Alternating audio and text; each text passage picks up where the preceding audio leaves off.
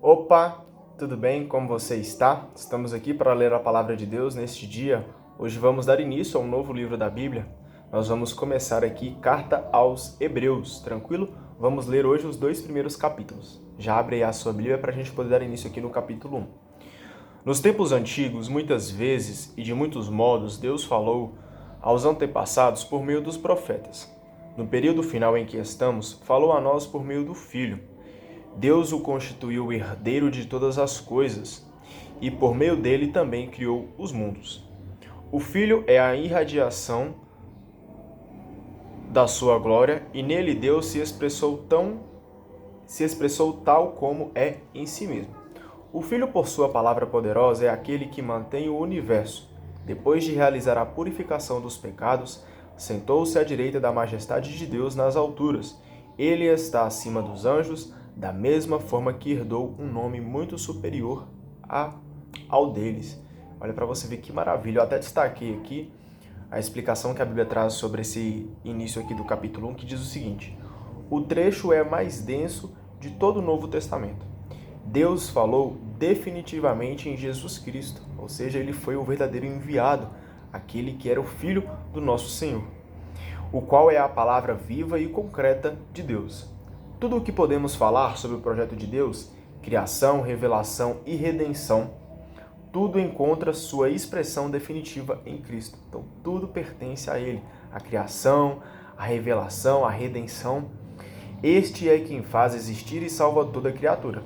Ele é igual em tudo ao Pai, e glorificado é muito superior ao mundo dos anjos. Esse é Jesus Cristo. Versículo 5. De fato, ao qual dos anjos Deus disse alguma vez: você é o meu filho, eu hoje o gerei? Ou ainda, eu serei seu pai e ele será o meu filho? E de novo, quando introduz seu filho primogênito no mundo, ele diz que todos os anjos o adorem. Por outro lado, a respeito dos anjos, Deus diz: é ele quem faz seus anjos como ventos e seus ministros como chamas de fogo. Sobre o Filho, porém, afirma: o teu trono, ó Deus, permanece para sempre, e o cetro da retidão é o cetro do teu reino. Amaste a justiça e odiaste a iniquidade. Por isso Deus, o teu Deus, te ungiu com perfume de festa, preferindo-te aos teus companheiros. E ainda tu, Senhor, nas origens fundaste a terra, e os céus são obra de tuas mãos. Eles desaparecerão, mas tu permaneces. Envelhecerão todos como veste, e tu dobrarás como a um manto. E serão como veste que se muda, mas tu permanecerás o mesmo, e os teus anos jamais terminarão. A qual dos anjos Deus disse alguma vez: sente-se à minha direita, até que eu coloque seus inimigos como estrado para os seus pés? Não são todos eles espíritos encarregados para um serviço, enviados para servir aqueles que deverão herdar a salvação? Então nós vemos aqui que Jesus é o Filho e os anjos são os ministros, porque ele está acima de todas as criaturas, seja elas criaturas espirituais, seja nós que somos criaturas carnais, ele está acima de todas as coisas e nós devemos o adorá-lo e glorificar o santo nome de nosso Senhor Jesus Cristo. Capítulo 2. Por isso devemos levar mais a sério a mensagem que ouvimos, se não quisermos perder o rumo. Então nós precisamos levar mais a sério a palavra de Deus. Muitas pessoas acham que não ler a Bíblia, cara, tipo assim, que deixar de ler a Bíblia que vai ajudar ela a viver no mundo normal e tal.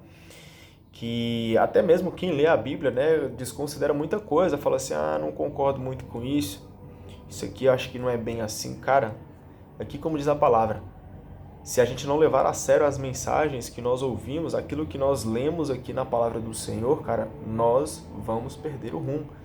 Se a gente, tipo assim, levar isso como uma brincadeira, nós vamos perder o rumo. Porque a palavra do Senhor é a palavra verdadeira.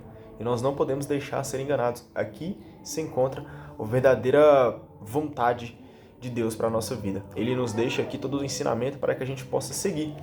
E assim a gente entender que de fato nós somos filho do nosso Senhor Jesus. E é Ele que nós devemos buscar acima de todas as coisas. Então não se engane, leve a sério a palavra de Deus, leia e coloque em prática.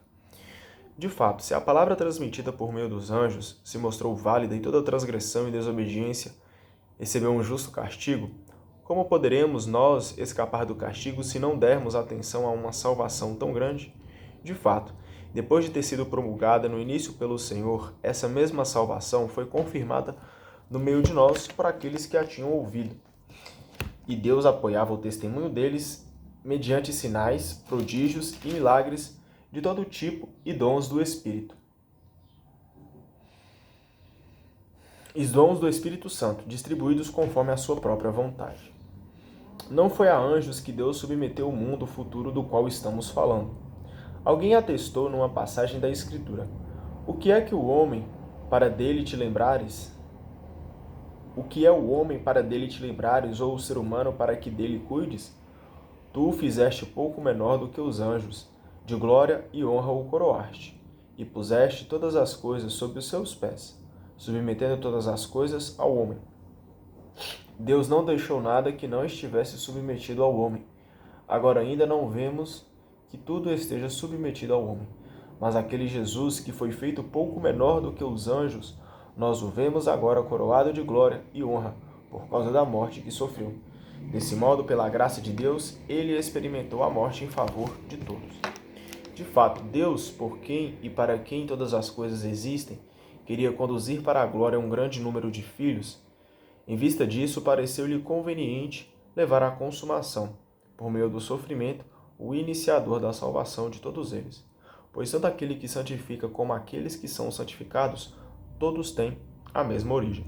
Por isso, ele não se envergonha de chamá-los irmãos, dizendo: Anunciarei o teu nome aos meus irmãos, e no meio da assembleia cantarei os teus louvores. E ainda, nele depositarei a minha confiança, e também eis-me aqui, junto com os filhos que Deus me deu.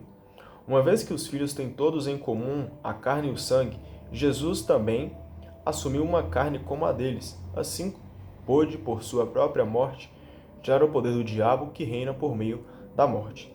Desse modo, Jesus libertou os homens que ficavam paralisados a vida inteira por medo da morte. Ele não veio para ajudar os anjos, e sim para ajudar a descendência de Abraão. Por isso teve que ser semelhante em tudo a seus irmãos, para se tornar sumo sacerdote misericordioso e fiel em relação às coisas de Deus, a fim de expiar os pecados do povo. De fato, justamente porque foi colocado à prova e porque sofreu pessoalmente, ele é capaz de vir em auxílio daqueles que estão sendo provados. Então, se você está passando por provas, está passando por tribulações, por dificuldades, ele vem em teu auxílio. Por isso, coloque ele como a prioridade, como o centro da tua vida. Está sendo provado? Busca ele e ele vai te atender, ele vai te auxiliar. Amém? Assim a gente finaliza com a leitura do dia de hoje. Que Deus abençoe a sua vida e até amanhã. Tchau, tchau.